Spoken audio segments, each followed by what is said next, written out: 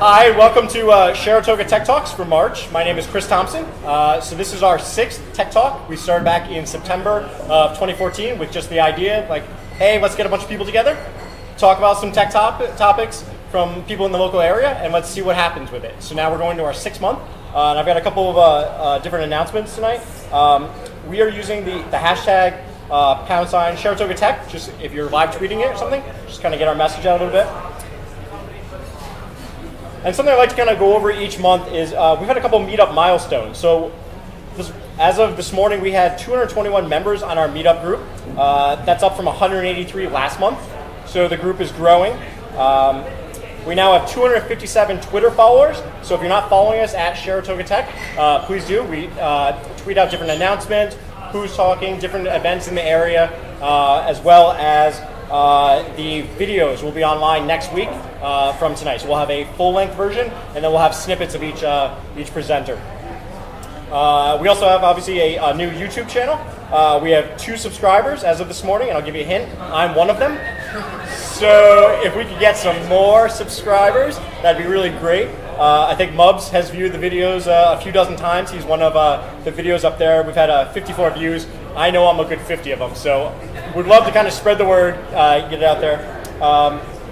We have had 4 meetups where we recorded people, but the video was atrocious and the audio was almost non-existent. So we are going to start in 2 weeks, probably, re-recording a couple of those sessions, just to be able to have that for the people to be able to put out there on their websites, their speaking tours. So look for some emails about that, and we're going to set up a couple sessions for that. As you can see, we are recording tonight's session. There is no shot of the audience this month. That didn't quite work out last month, so it's just going to be a shot of the presenters. But if you don't want to be on camera, then there's the bar. Tonight's event is sponsored solely by Sharatoga Co-working. Sharatoga TechTalks is headquartered over at Sharatoga Co-working. Video for tonight's meetup is edited and produced by Sharatoga Co-working. So if you see a theme here, we are looking for sponsors, is really it. Otherwise, I'm just going to stand up here each month and tell you that I'm sponsoring the event myself. But if this kind of event speaks to you, we'd really like to be able to take the event to the next level. Anyone that's watched those videos I just mentioned can see that we need to take it to the next level. Video editing is not my strong suit. It's not even number 10 on my strong suits.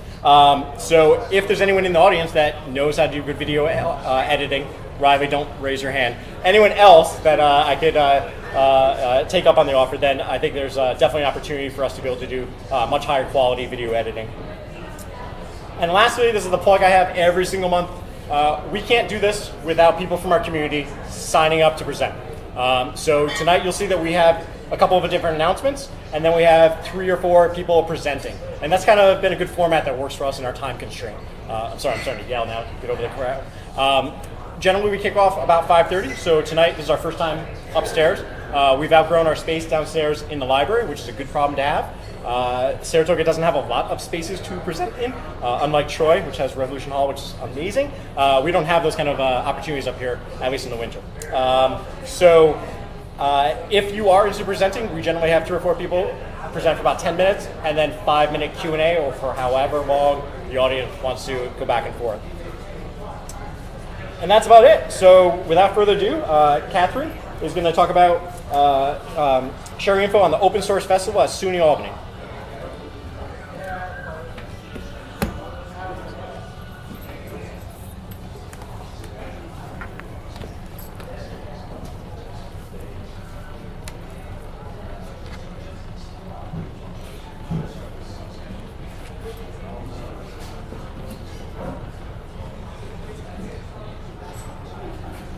Whoa, sorry.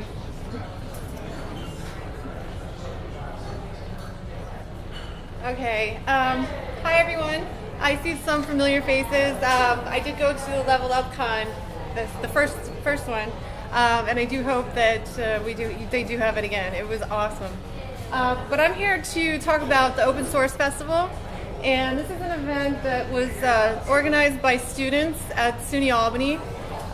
The first one was in 2010, so we're actually having our 5th one coming up.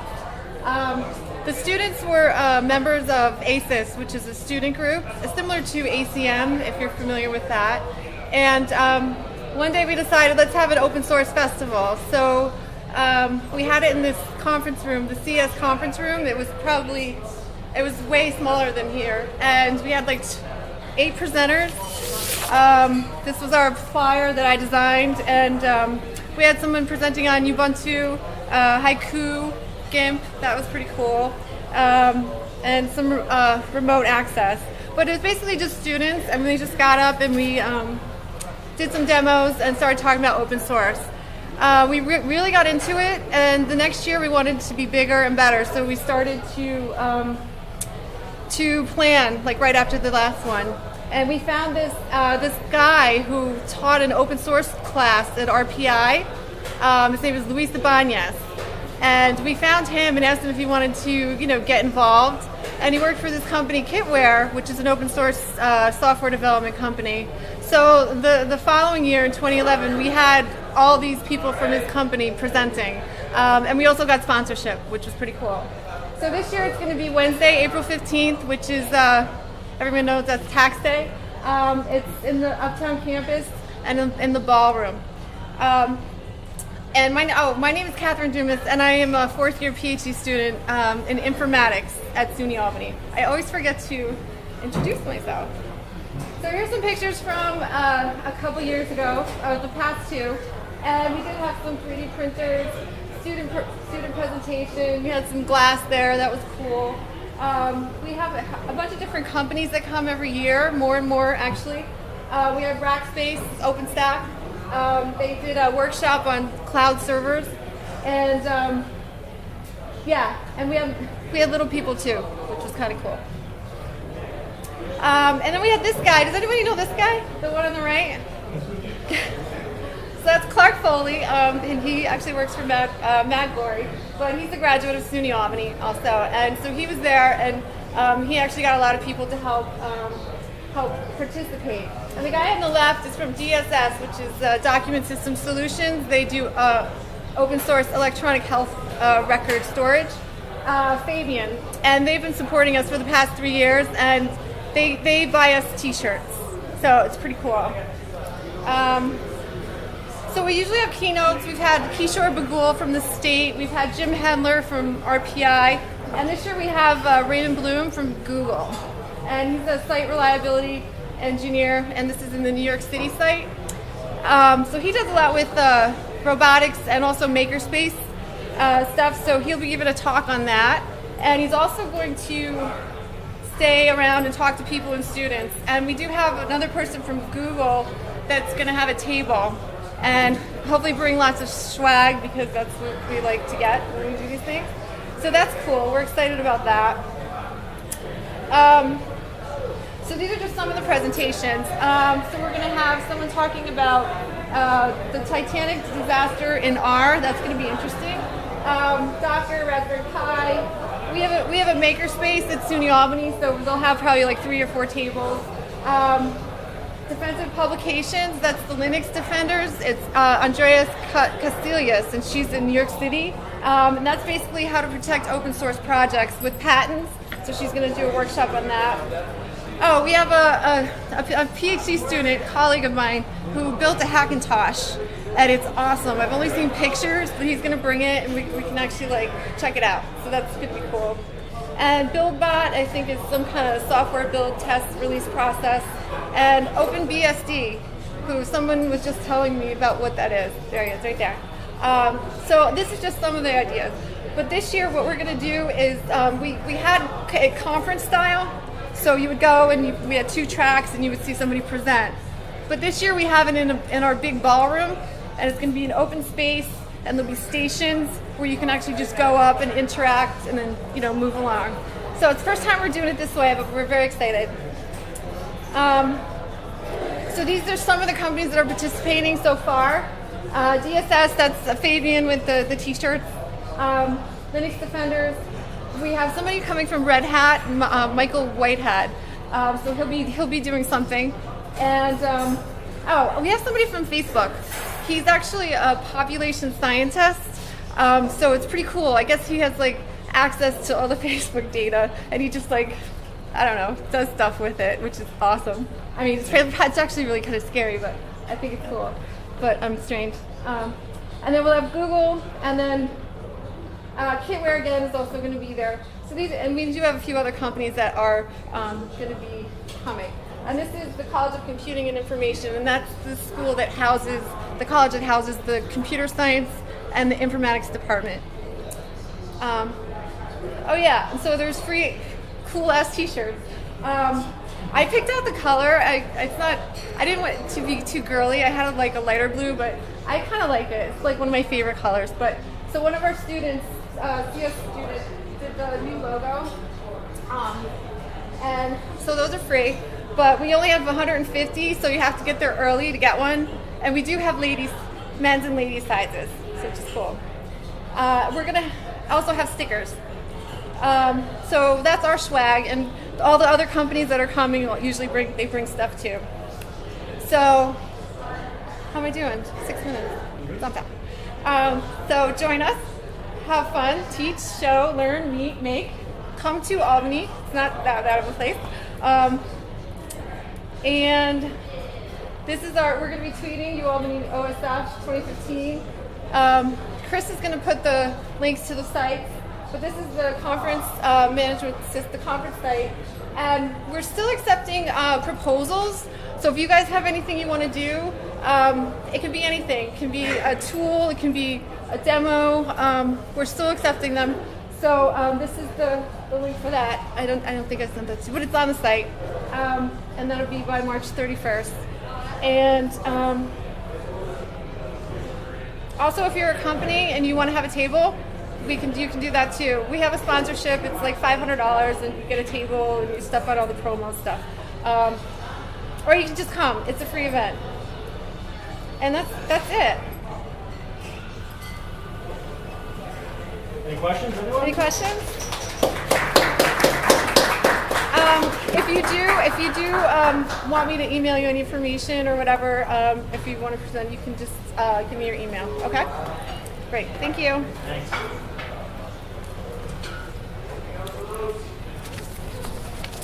Oh, it's going.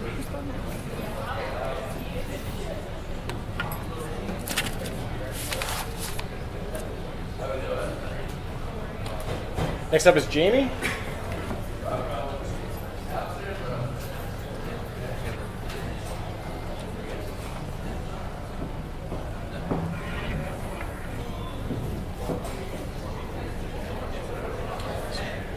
Once you get set up, just pause for a second and then say your name and just what you're going to talk about so that I can do the video editing. Oh, yeah.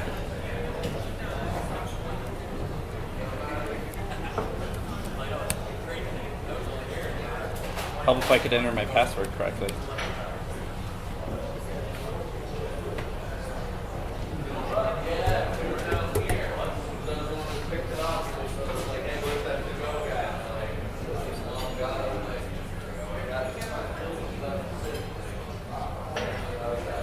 All right, do you guys all hear me? Yes. Reasonably well? All right. Yes. All right. So I'm going to try to take something that could be a little bit of a dry topic and paint some light around it. My name is Jamie. I am with Fingerpaint Marketing. So if you guys know Steve, you know Steve's been at Fingerpaint for quite a while. However, I have absolutely nothing to do with anything remotely close to developing in software. However, I do have a background in public health, and I spent a lot of time doing data analysis, data mining. So I'm one of those people that love data, and data is data, right? Regardless of how we approach it, data is it's what we do with it, right?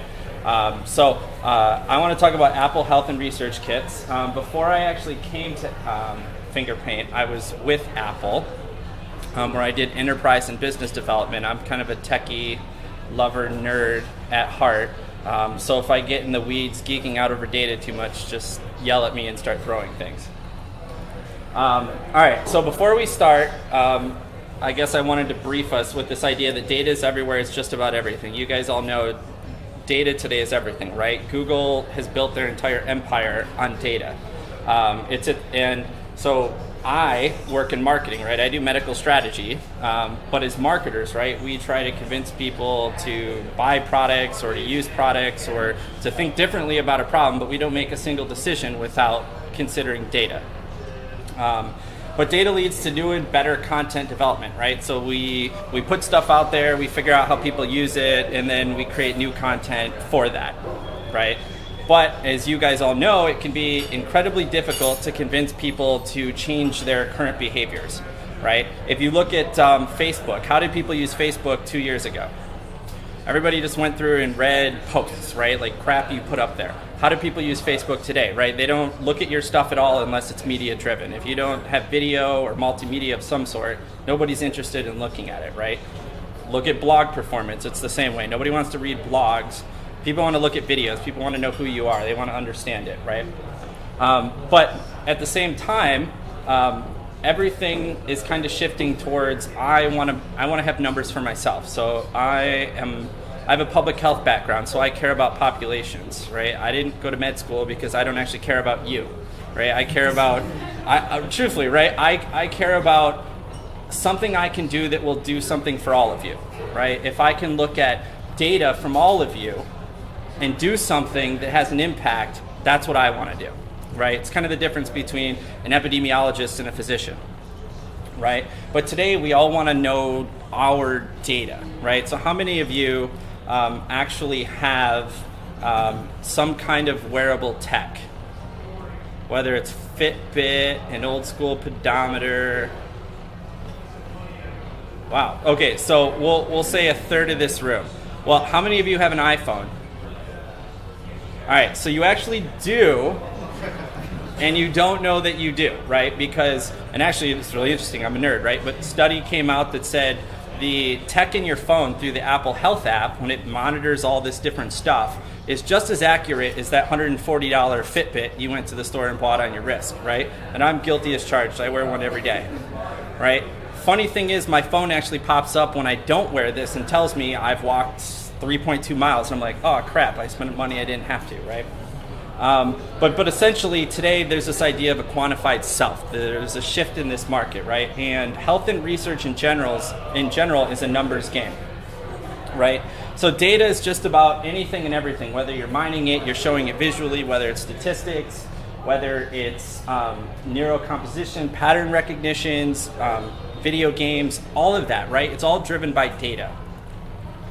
So what's the current problem with data? Some people would argue, especially Google, there's absolutely nothing wrong with the current data model.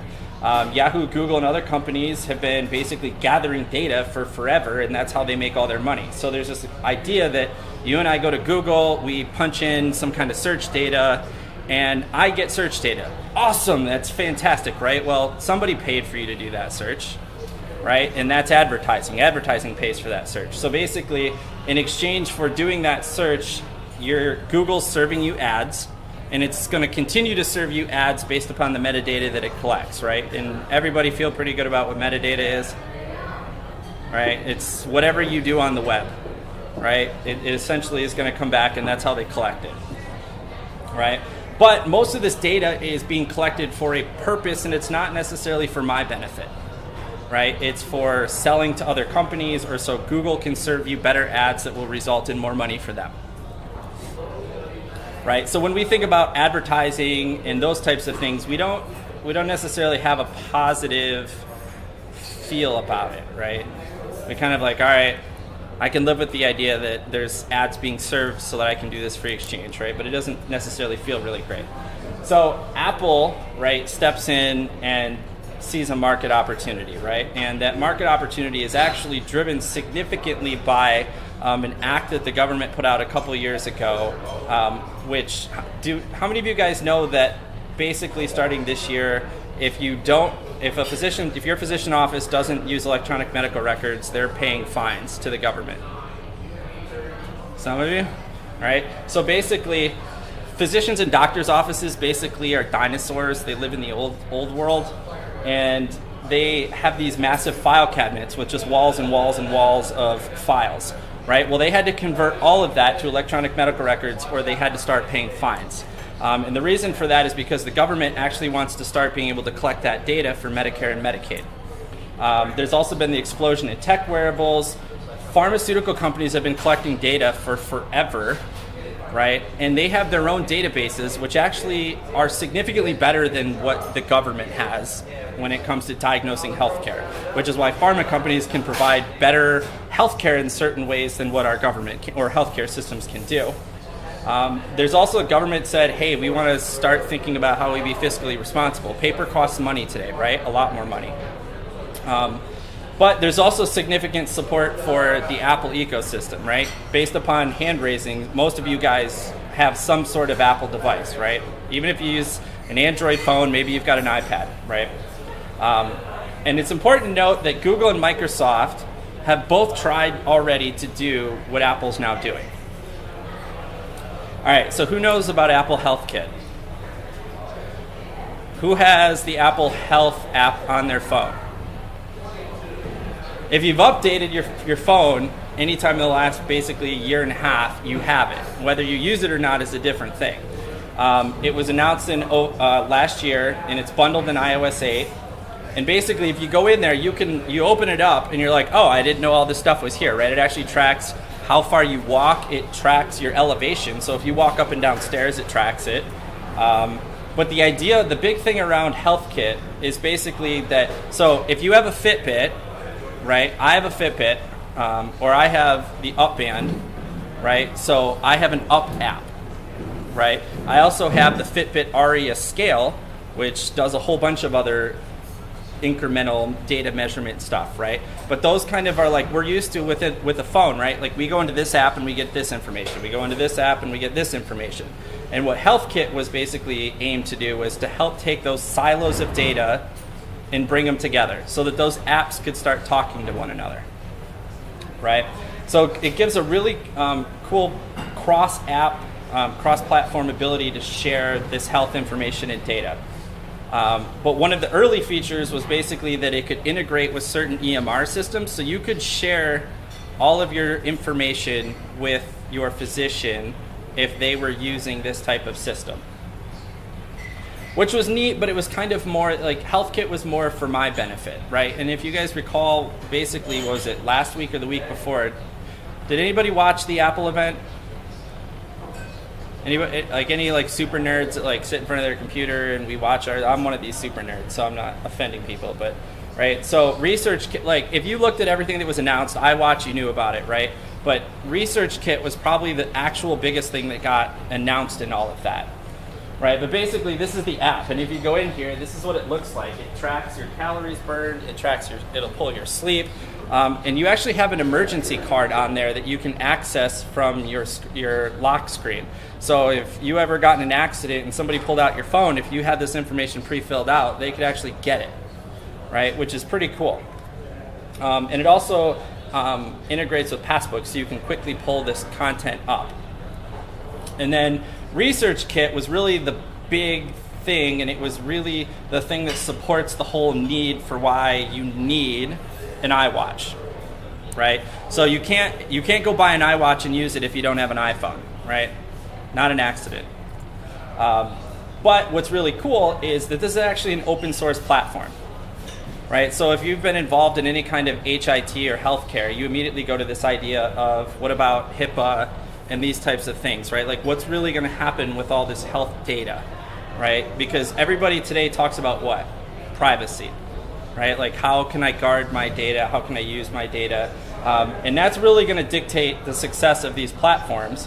But ResearchKit basically takes all these different inputs, and now it doesn't only, so not only does it do what HealthKit did where it lets all these apps talk together, it takes specific apps that will monitor what you do, and then it will send that information back to some research group. So whether it's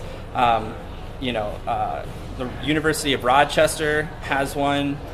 There's Mayo Clinic has one. There's a bunch of different people that have already started doing this. But you can do all this data, and I'll give a really good example because there's one called Empower, and it's pretty powerful, the type of impact it could have on healthcare. But it creates a bridge between the data that I have on my phone, right? Because that data lives locally until I agree that I'm going to transmit it to them. And it basically creates a common platform. So research is incredibly expensive in healthcare, but it provides a way that people can reach out, and they have a whole ecosystem of users that are already using this platform, that they can quickly build the tool, like the app they need to collect the data, and the whole back-end structure is already supported by Apple, right? So, and I think that'll start to make more sense when I walk you through Empower real quick. But basically, these are the launch partners, and this just launched a few days ago. Stanford University is doing one that's going to track your heart, cardio health. You've got a breast cancer one, asthma health, which is huge. It can actually monitor the types of things that trigger asthma attacks. Parkinson's Empower is the one that I'm going to talk about real quick, and then glucose success. But you can say it's kind of a who's who's already starting to build into this platform. But Empower is really cool. Does anybody in this room know anybody with Parkinson's disease? It's pretty awful, right? It's one of those things that impacts your life. I did during graduate school. Who's heard of 23andMe? Right, people know about this. So the premise of that is you can do a sputum sample. So you spit in a tube, you send it back, and they can do a DNA screening essentially against markers of your DNA, and they can tell you what your risks are for basically developing something solely based on genetics, right? It's not a guarantee. It's just, here's your percentage relative to other people of your similar genetic composition, right? So I'm Western European descent. It's comparing me to those people. But the two big things there that they make you have to go through consent and unlock and make sure you understand what you're reading are Alzheimer's and Parkinson's, because there's no treatment for those things, right? That will impact the rest of your life. So there's this Sage Biotech basically came out with this app called Empower that can use ResearchKit. And it's running in the background in real time, all the time. And it helps collect all kinds of information about what people do.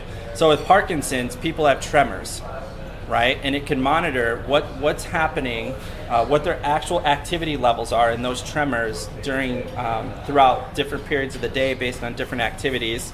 And there's actual questionnaires so they can answer it, like, this is what I did at this time of the day. So this is data that when patients aren't in a hospital, right, when you're not sitting in front of me as a researcher or physician, I can collect this information when you're out and about in the world. So no longer is your iPhone just a phone, right? It's becoming something that helps healthcare make better decisions. It helps to develop better drugs. It helps develop better healthcare systems. But it's using all those sensors that are built right in the phone to track that, and then it sends all that data back to them. So obviously, what are the concerns about this type of stuff, right? This group probably feels pretty comfortable with these types of ideas, but not everybody does, right?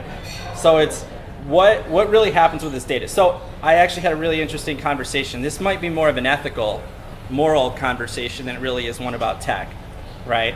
But it comes back to, if you look at Europe and you look at the way that Europeans feel about sharing their health information, right? I'm going to use the word socialist, but I don't mean it in the classic usage of it, right? People feel much more inclined, because they're much smaller nations, right? They feel much more inclined that I am happy to give my health data if it's for the better good, right? Just like certain countries pay more tax, and they're like, I'm fine with it because we're all happier for it, right? As Americans, we are one of the countries in the world that are just like, we think people are watching us all the time. Maybe they are, right?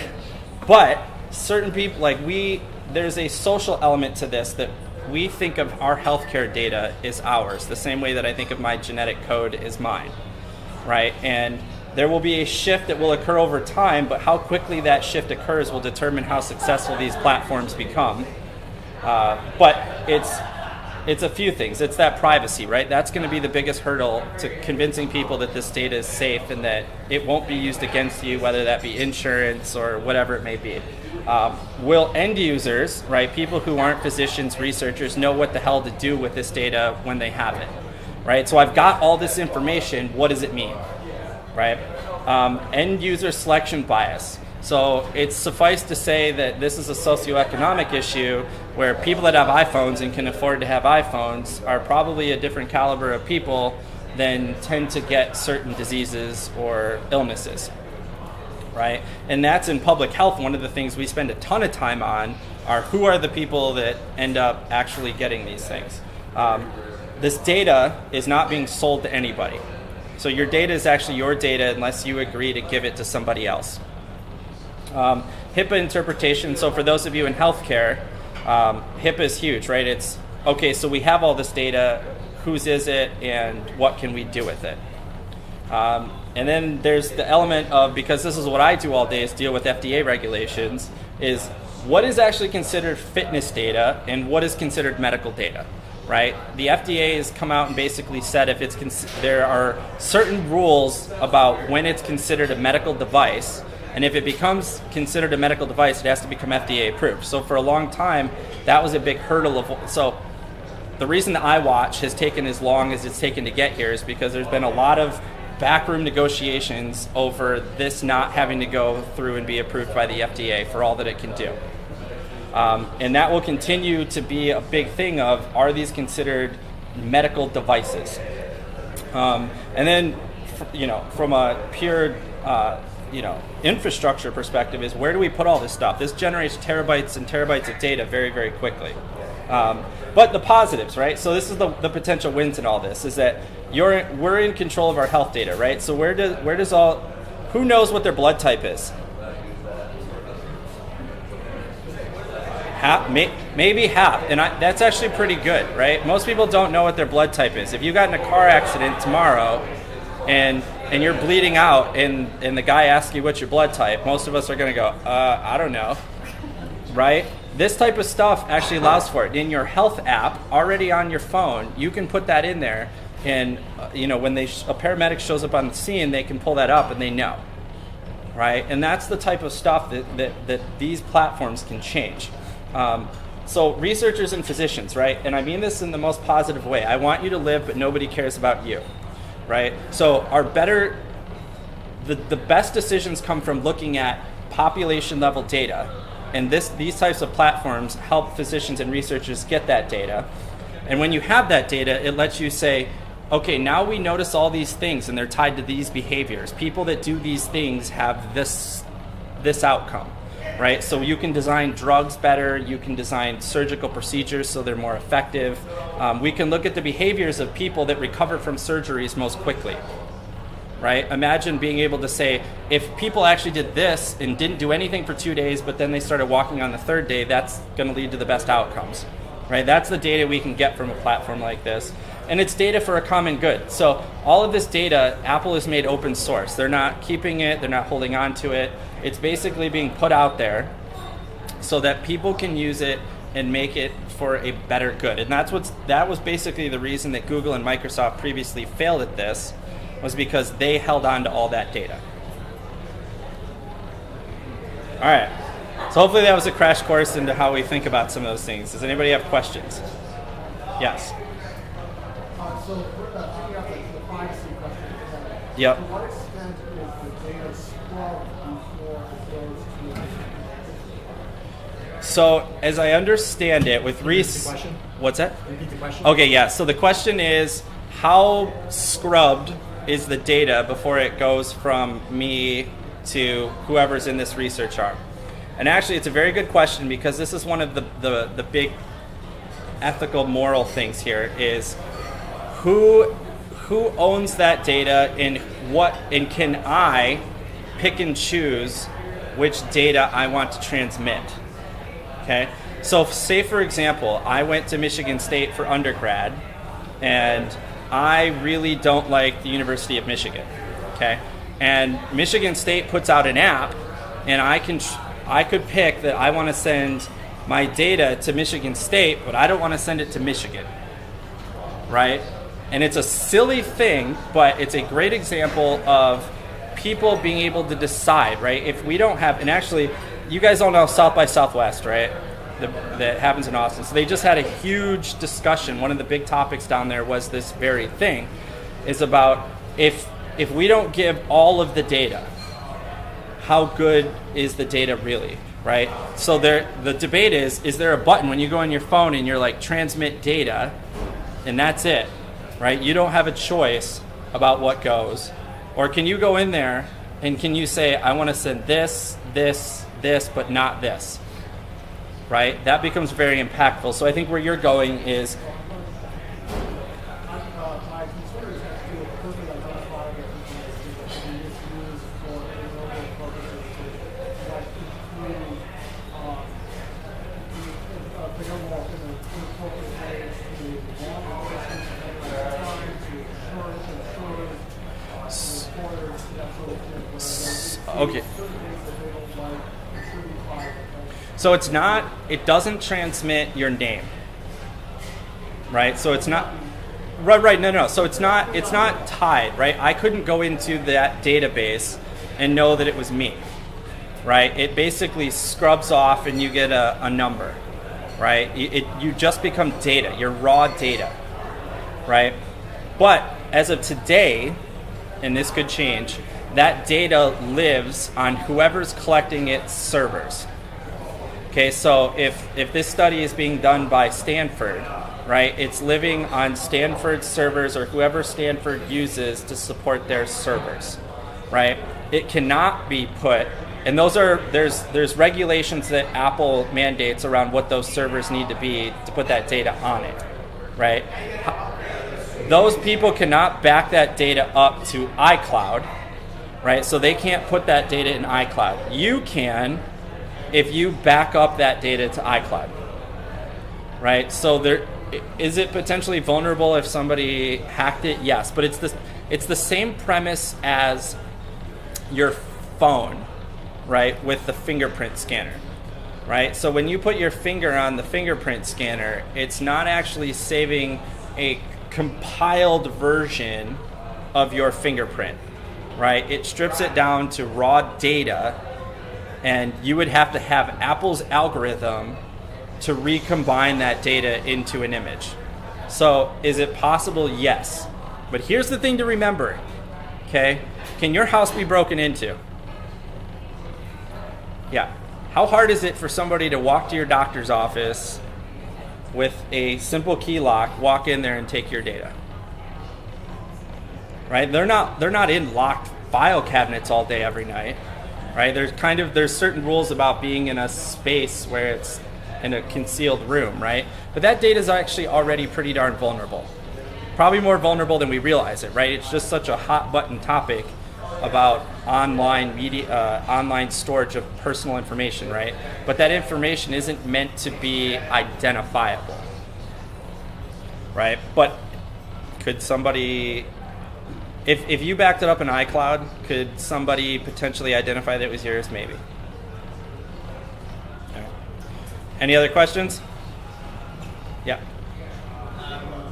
You say that it's open source, so is it how the data is presented and how we kind of want to do with it? Is that open source? So an API to interact with it? Yeah, so it's the code of the software that supports the infrastructure of it, right? So it's not my data that's open source, right? It's the backend, and really, it's kind of like a pseudo open source, right? Because it's not cross-platform. People couldn't take it and build an Android app with it, right?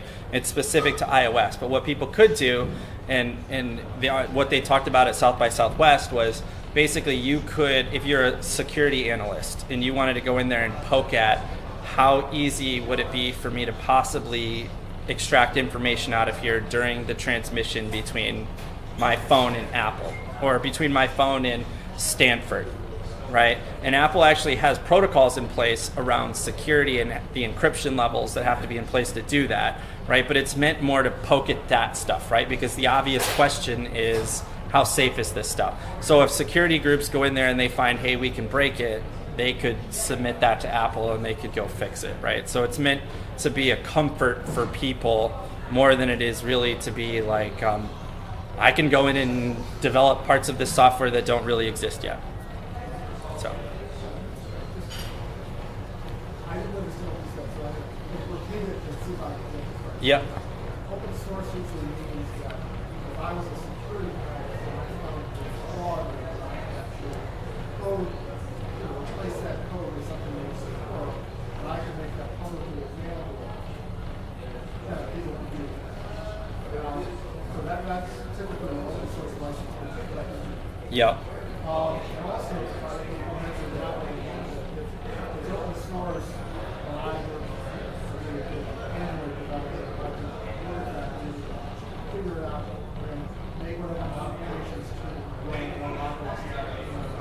Yep. So it's the licensing of that backend technology such that fix something that's broken and make it available or the new version is based on that technology that was running other operating system or functionality. So I don't actually know, right? I suspect, right? So obviously, right? So part of these platforms, right, are a feel good, right? We're doing it for the common good. Part of it is because we know a platform like this will help us sell iWatches, right?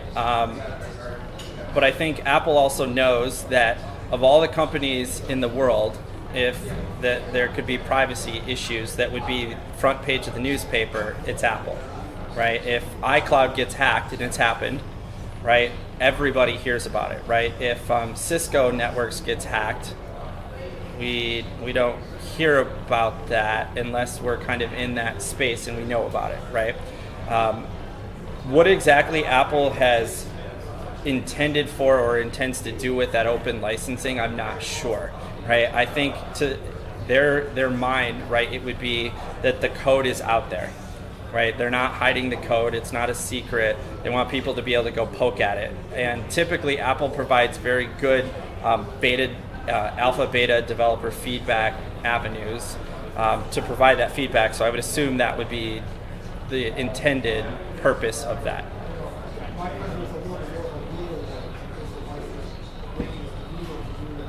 Oh, I don't know that.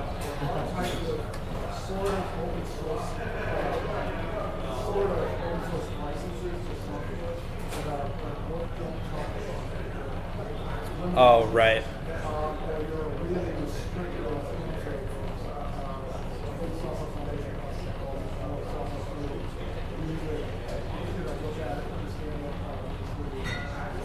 Yeah, I have no idea. I think we have time for one more quick question. Max and back. Do you know if Apple has to allow recording data from other like silos or Apple or whatever else, even if you have to migrate to repeat the question. All right. So the question is, does Apple have any intention potentially of being able to allow migration of data from other watch-like devices? So he said Pebble as an example, right? Are most of you guys familiar with Pebble? It's like they're doing e-ink now, or they were doing e-ink, or it's LCDs. I can't remember which. Not that I would imagine, right? Just because Apple never. I truthfully have no idea, right? But I would imagine that Apple wouldn't do something like that because that would be a conflict of doing that. However, where there could be a back end of interest, right, and this is another thing they talked about at South by Southwest, is would they allow at some point for, say if Google develops a platform, right, would they allow someone like Google who could build an app for both devices to feed a common data source, right? And I think that could be a best case scenario, right? Because if we're selecting only for people that have iOS devices, we have a selection bias, right? And when you start looking at data, you look for where your data is being biased. You immediately go, we've only selected for a very particular group of people, right? Who uses iPhones? Higher income, higher education, Caucasian, Western European, most likely, right? And you get into these things, and it's like, yes, you can make extrapolations from that data, but ultimately, you need to be able to reach across lot larger groups and more platforms, and it'll be interesting to see that dynamic as the platform grows. So. All right, great. All right, great.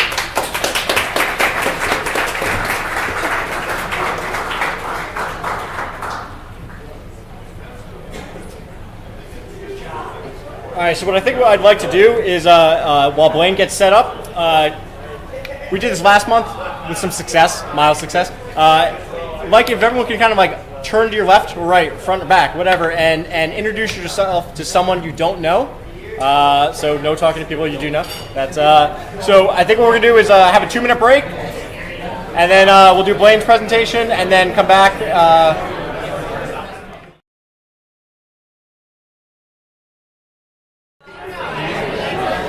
All right, I realize I just asked everyone to turn to their left or right and talk to everyone, but now I'm gonna ask everybody to stop talking. I can't listen, so. You do have to speak up a little bit because people in the back aren't hearing. Yeah, it's gonna be loud. I think I want to put it back in the library. The library's so much nicer, but I just have too many people. Yeah. It's just this open space that the voice just disappears. Yeah, they have like some rowdy people left over from last night, I think, downstairs, of course. All right, thanks a lot, everyone. So next up is Blaine, and he's going to talk about a side project that he worked on, and that's kind of a carryover theme from Mub's last month presentation about side projects. And I realize people in the back are having a challenging time hearing us. It's a big, wide open space. We have, by my estimate, almost 50 people tonight. We can only fit 32 in seats downstairs, so we really don't have any other option except to be up here unless somebody else can bring me a different venue, and I welcome that. So without further ado. 7 horse. Second floor is 7 horse. Okay. I will look into that next week at Tech Out. So actually, people in the back, we have like 5 seats up front here. Or you can sit in the back. So, all right, so Blaine's going to introduce himself, and then afterwards, I think what we're going to do is a nice 5-10 minute break before David does his presentation. So come up, get a beer, and then we'll finish up the night, hopefully get you out of here by 7. At least we'll have wings after that. All right. I'm just going. All right. So, for those of you who don't know me, I'm Blaine Smith. I work at Maglory right over there. I did Level Up and work with the Mubs guy who does all the side projects. So I figured carry on that theme. I'll show you the one that I'm working on, which is actually a nice carryover of Jamie's talk about health data and taking stats, but this is more on the personal level. So I love to work out probably too much. I go about 4 or 5 days a week, and I love to collect and log all of the stuff that I do every single day. So I started building a project called PR. That's the acronym for a personal record. And I wanted to build it as a simple, unopinionated training log. So why did I actually build it? Well, the too long didn't read reason is all the other apps really sucked for what I wanted. Too many features. Mobile input was really bad. I'm like trying to enter in all this stuff on my phone with my thumbs, and it's just ridiculous. It never had a desktop or a web companion app for me to look at my stuff later on. It was always just siloed right in my phone. And the UX was absolutely terrible. Plus, I really wanted it, and I just wanted it for myself. So any good developer that finds a need for their own stuff, they just build it themselves. So no, I'm not trying to call out some of these apps, but I don't know if you can read this, but I don't really need little pictures of little men doing bench presses on my app. I know what I'm doing. Even down to the UX level, I can pick 225 pounds, or I can do 230. Well, if I know what I'm doing, some weeks I know I can do 226 or 227. That's really limiting my input. And the stupid scroll, this takes forever to do when I'm in the gym. I don't understand that. And the next one is self-explanatory. I don't get why I need the guy hulking out at me right now. Again, same thing. I know how to bench press. I don't need a big giant picture taking up half the screen when I'm trying to do my own stuff. This one, I love the UX of it. It actually looks really nice, but back to stats. The stat, I don't know if you can read it, 168,477 reps. Who cares? I don't need to know that. That does nothing for me. Yeah, that's pretty much it. It makes you stay away from the gym, right? The next screen is actually, it lets me put in my reps, it lets me put in my weight, but rip, sure, I guess. Is it just a data point that you really care about? It's great that they're logging every detail, but I don't think the majority of the people that want to go to the gym that even have the time to do it, you don't want to enter all this stuff. Progress charts, again, great for PhD students or epidemiologists, but for an individual user, might be a little overkill looking at a time series chart of your reps. So that's why I built PR. I built it so it was like, you can look at it anywhere. It's right now it was a responsive web app. I didn't want to deal with App Store submissions and paying fees and stuff like that. So I just made it a responsive web app to start. So we'll go through a quick demo of that right now. So I logged in, and at the top there's 3 sections. There's the home screen with your activity, there's my daily log, and there's my personal records. So every single day, I log in and I can input what I'm supposed to do that day. That way when I get to the gym, I can open it up on my phone. It's the same app, and it's done. All I have to do is reference it when I'm at the gym. I'm not sitting there typing with my thumbs. I can type it right on my laptop. So here's just a recent activity of yesterday's work, so I can drill down and actually see it. It's a really simple entry format. And if I wanted to go and actually edit this, that's it. Pick a date, put your stuff in. You know what you're doing, do it. There's no reason to spin through all the stuff, find the 0.5, find the point this. Really, really basic. And on the personal record level, it's another just really simple list of entering what kind of personal record you want to keep track of and like the data point value that you want to keep track. And it actually stores a history of that too. So if I look at I know I have a long history of this. My current back squat is 355 right there that I completed December 22nd. If I log in, I can see my entire history. So back May 21, 2012, my best rep for one was 275. I fast forward to today, it's now 355. I can see how much I've changed in 2 years, and that's perfect. Now I can use those numbers and base that off to figure out a new routine. Most routines that are out there, they tell you what's your current rep max, how many can you do for 5, how many can you do for 10. Based on that number, you should be doing this for 4 weeks at a certain percentage, or so on and so forth. It not only does just pounds, it'll do like a 200-meter row. You see what your best time is. So that was February. I did it in 7 minutes 37 seconds, and fast forward like a month later, 2 months later, I was 6 seconds faster. Great. So now I just have a good point to actually watch. That's for the most part on the internal side, and I recently put in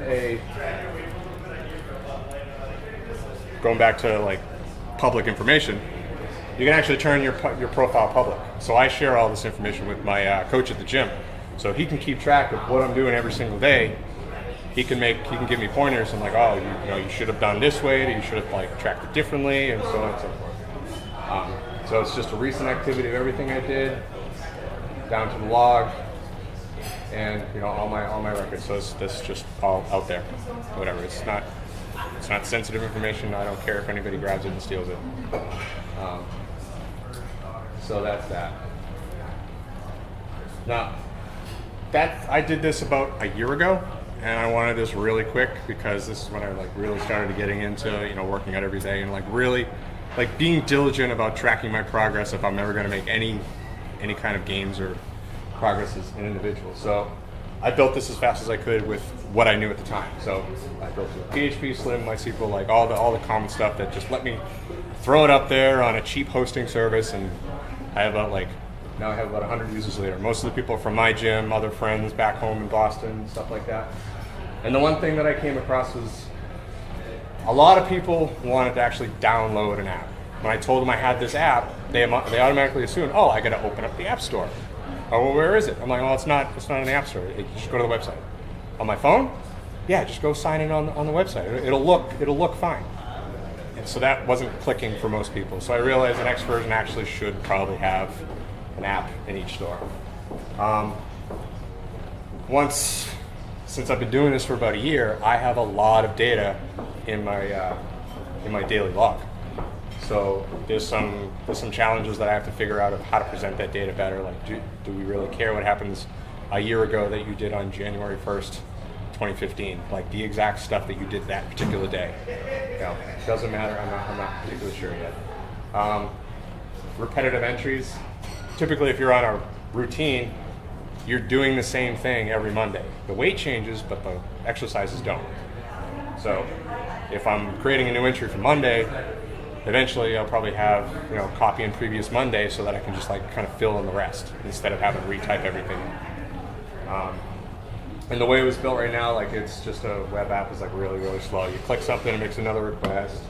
Click a new page, makes another request. And some gyms have poor internet connections or whatever the case may be. It just tends to get a little slow. So in the future, based on all the stuff that I've learned, especially being at Mad Glory, like learning about how to scale the crap out of apps that launch, once a month. It's going to be a lot better and a lot bigger scalable tech stack, like APIs. So we'll have faster requests, a bigger data store, things of that nature. Hopefully there's like a lot of users that are using it, but I doubt it. Native app to download, so there'll probably be an iOS app and an Android app that'll talk to the same service. On the web front end, you'll have the similar experience, but just a snappier web, like front end JavaScript app, just so you don't have so many trips back and forth to the server, so it actually feels a little snappier for you. And a new design. Why the hell not? It's time, so figured I would. So there's a sneak peek at the public profile that I showed you previously with everything there. All the routes will be the same. It'll show you what you did. And I put some stats on there, like you've been there 3 days, how many days you've logged instead of how many reps you've done. Maybe how many personal records that you've hit recently. So I mean, it's gotten some good feedback, got some good traction so far, and we'll see where I can take it next. Like I said, it's just a little side project for me to actually use. I use it, I like it, so I don't care if anybody else does really. And that's it. And I gotta put my favorite lifter up there. He's he makes that face every single time he does it. And it doesn't matter how heavy it is. He makes that face. He's always like, "Oh my God, I just lifted that." That's Dmitry Plakov. He's a Russian Olympian. That guy is 28 years old. He looks like he's 50. He's a beast. Yeah, that's about 440 pounds right there. But, Is that what you do? yeah, not that heavy, but yeah. That's Olympic weightlifting. So any of the stuff you see in the Olympics. Yeah. That's it. So yeah, the app is there. You can go to prartapp.com and sign in, like use it, do whatever you want. If you have feedback, I'd love to hear it. But that's my toy on the side. That, when I'm not doing a lot of game stuff, I'm in the gym doing this stuff. So that's it.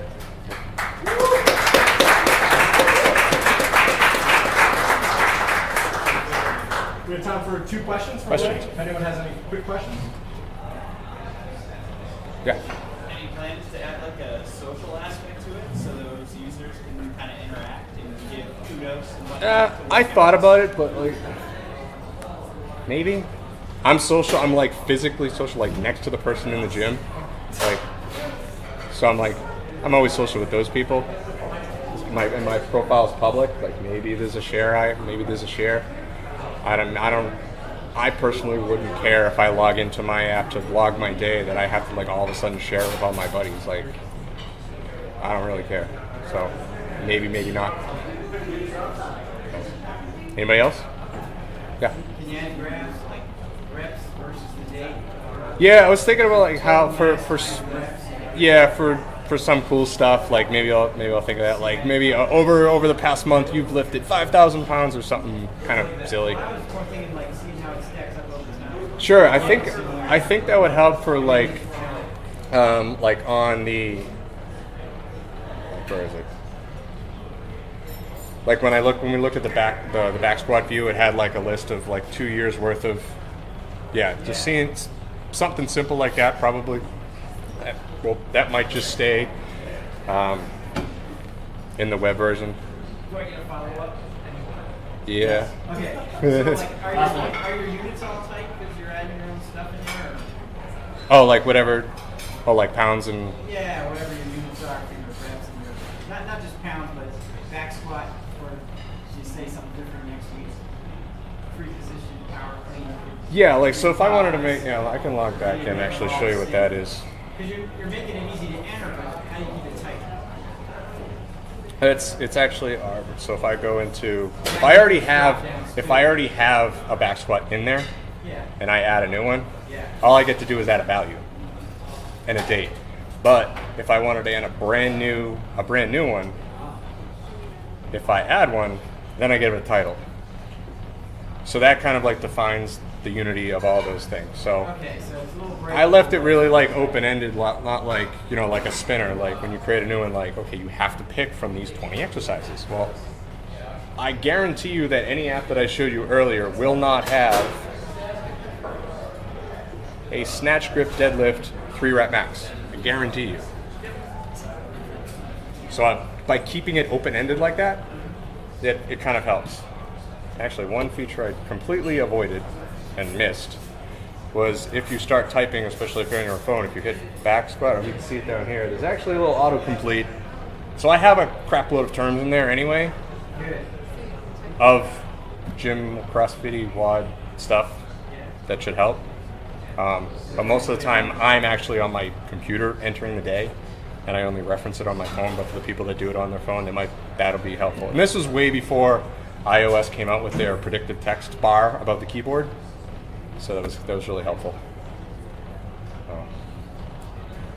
Ta-da! Go work out, be healthy. Great, thank you very much. Thank you.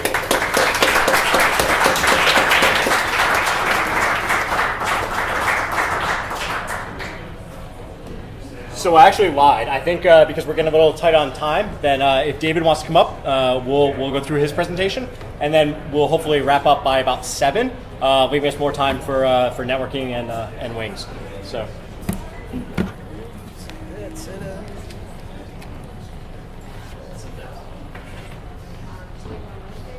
All right, so whenever you're all set, just pause for a second and then introduce yourself. Okay. Say your name and what your presentation is, because that way we can get everything. Sure, sound good.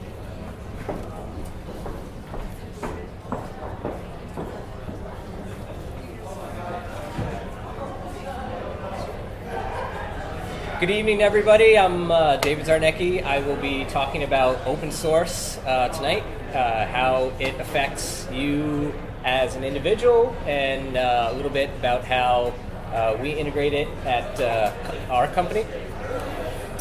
Zarnecki D on Twitter and speak up, sure. Zarnecki D on GitHub and Twitter if you'd like to interact or ask questions about the presentation later. Speak up. I work for a company called Agora Games. We're down in Troy, New York, and we build online services for video games. If you haven't heard of the company, you've probably heard of some of the titles that we work on: Guitar Hero, Call of Duty, Mortal Kombat, Saints Row, so just a few of the big titles that we work on.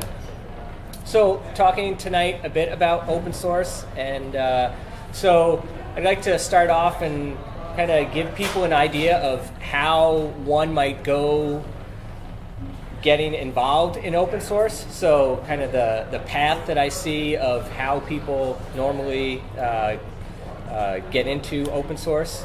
I think everyone really starts out as a consumer of open source. So you found a project or a framework that you need to do something in your job, and so you're starting out as a consumer. There's open source libraries out there that you can adopt and bring into your work.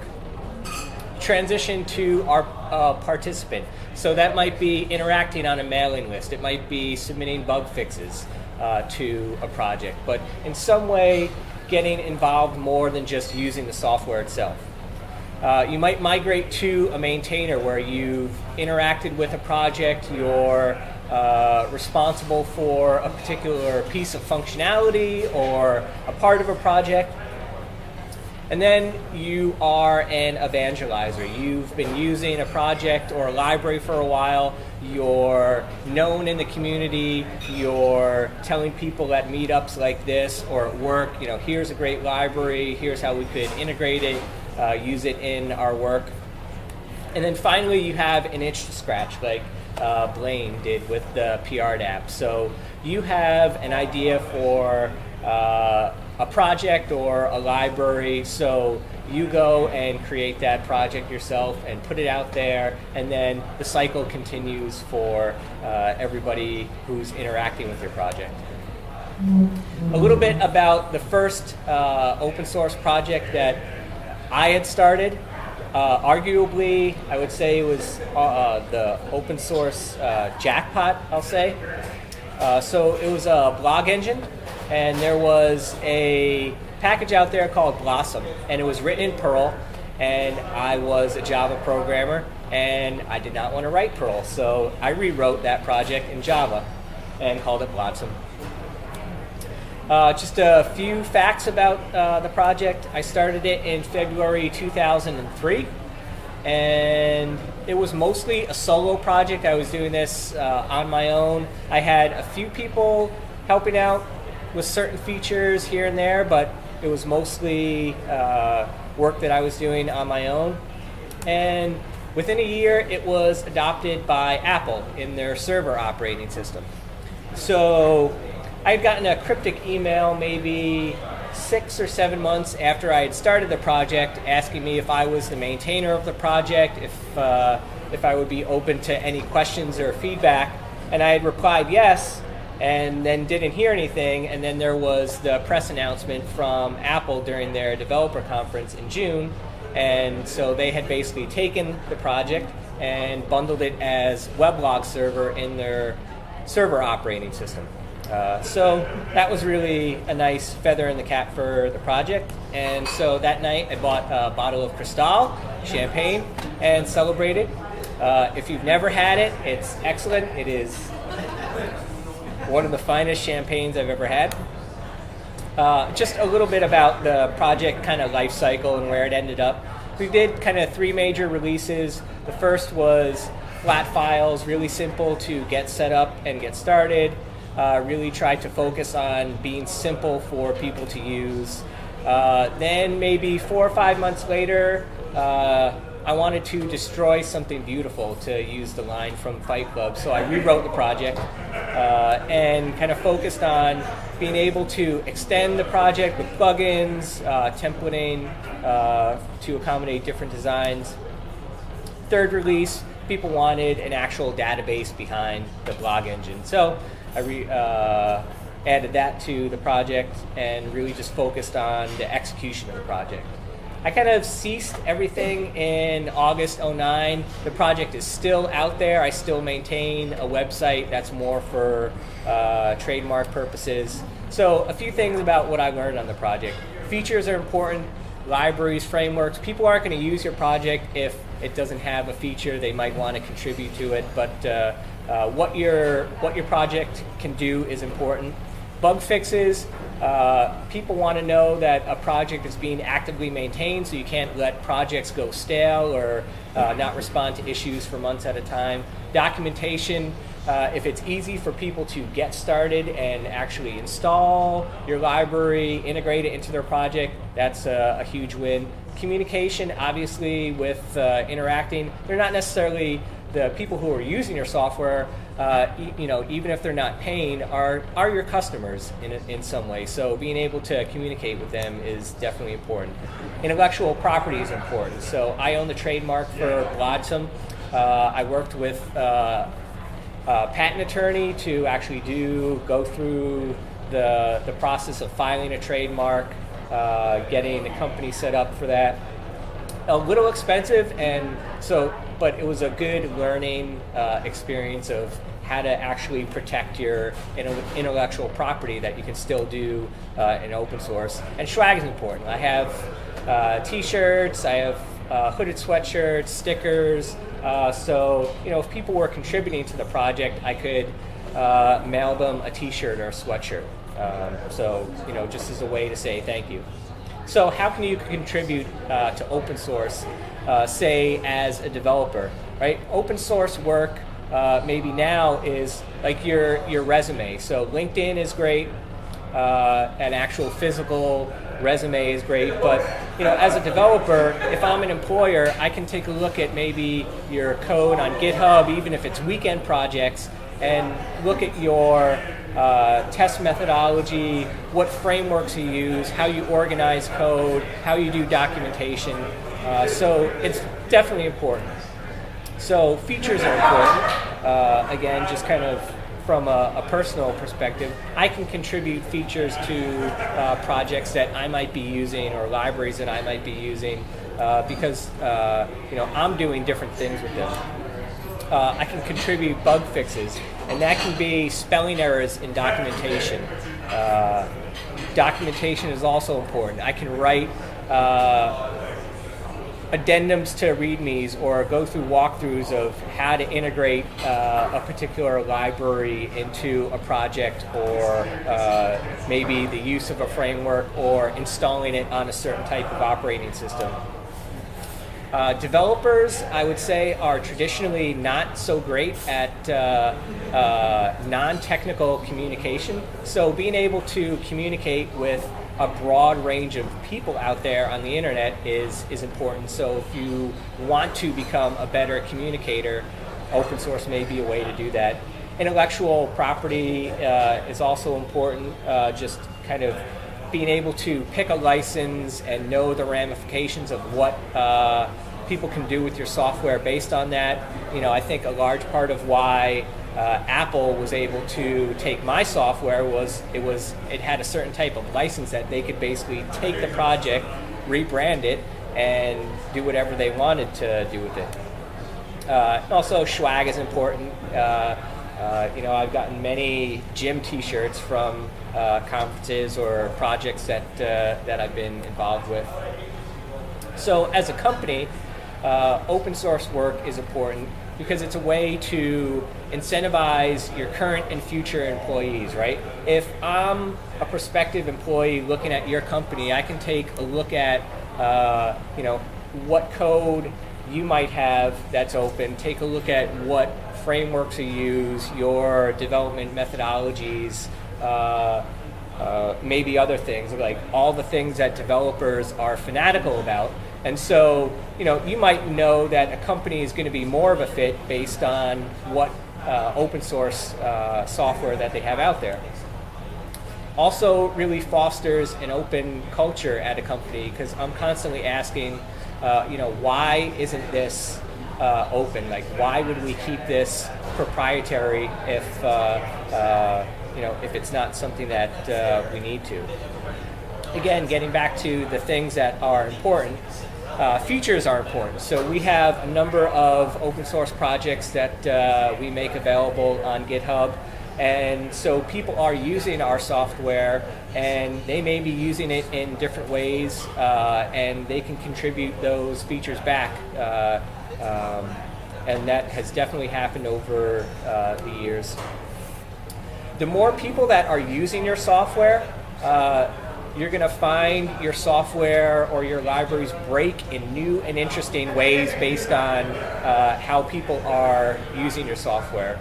So, you might be using a particular, you might be using your library in very specific ways with specific sets of data, and somebody might come along and use it in an entirely different context. So, bugs may come out of that. Documentation, again, is important. So, being able to, your project as a company might be more readily adopted because the documentation's better, because people are able to get up to speed quicker by integrating your software because your documentation is better. Again, communication is important.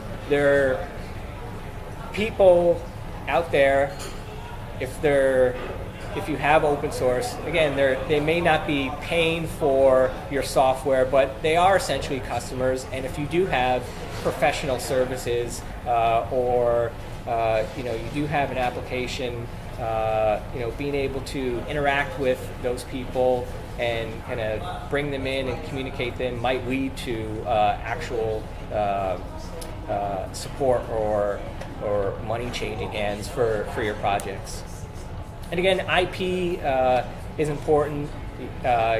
You're asking yourself a lot as a company, is this something we need to worry about to keep proprietary? We've seen the rise of platforms as a service, so like the Rackspace of the world, kind of the open providers, and so there's this. They're building a lot of functionality that is kind of uniform and open across different platforms, but it's really the value add for what they do beyond that that's important. It's not necessarily the some of the underlying intellectual property.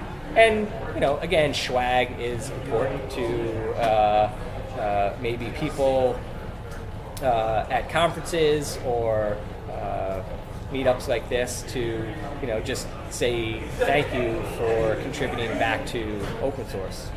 And I think that's all I have. Pretty quick, but any questions? The most popular open source project that we have is around leaderboards, so being able to rank players that are competing in games.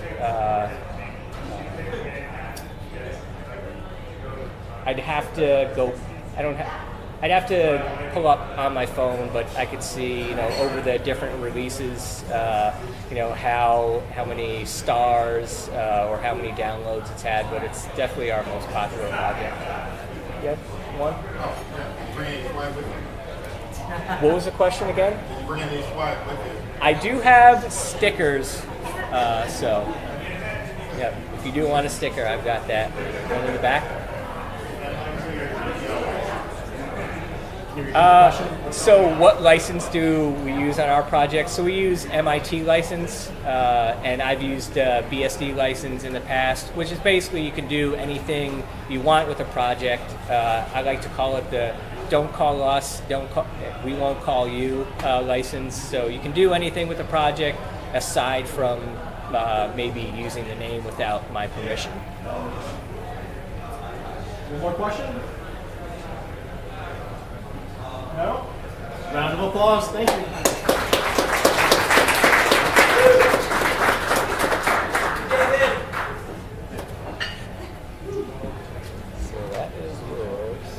All right, so thank you everyone out for coming out tonight. And if there's anyone in the audience that is interested in presenting next month, I know there's a few people. I know I want to talk to somebody. I got someone here. Otherwise, we'll be back here April 18th, 20th? Don't quote me on that. But I'll send the meetup announcement tomorrow. So thank you very much, everyone.